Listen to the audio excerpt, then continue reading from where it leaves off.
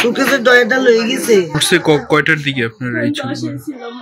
কোথায় গেছিলেন? আমার বাবার বাড়ি ছিলাম। ও আচ্ছা, কত টাকার মতো নিয়ে গেছে আনুমানিক? তো অনেক জিনিস ছিল, আমার নিজেরই চেন, কানের দুল, আংটি, ওর বাবার আংটি, তারপর আমার চেন, আমার মেয়ের কানের দুল, মেয়ের আংটি, মেয়ের চেন। নগদ অর্থ নেছে কোনো? না না। কখন হয়েছে, কয়টার দিকে হয়েছে? আমি জানি না। ঘরে কি নগদ কোনো অর্থ ছিল? না, অর্থ ছিল না, শুধু 60 টাকা ছিল আর একটা আংটি ছিল, 2 আনার একটা আংটি ছিল, এসব 2 আনার একটা আংটি ছিল আর 60 টাকা ছিল আর যাই একটা পাথর ছিল, আজমিরের একটা পাথর।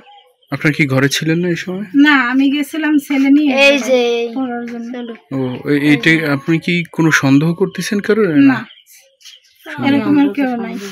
ও আচ্ছা, আমার এই ভাঙা ঘরে কে ঢুকবে? কারণ আমি হের জন্য তো এই কিছুদিন আগে আমার ননদের বিয়ে গেছে, এইতে আমি বেড়াইতে টাইতে গেছি, ওই আংটিটা আনিয়ে আমি ঘরে রাখছি। আমার কানের জিনিসও ছিল, তা আমার কানে ছিল। এই ঘর আনুমানিক চুরি হয়েছে কয়টা?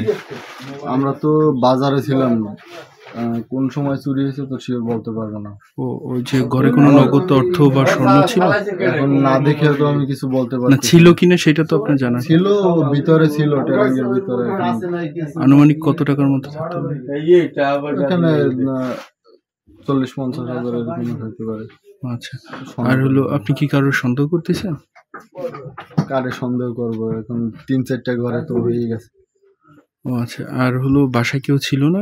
না, বাসায় কেউ ছিল না, আমার সাথে আমার ওয়াইফ বাজারে গেছিল, মানে ওর বাপের বাড়ি।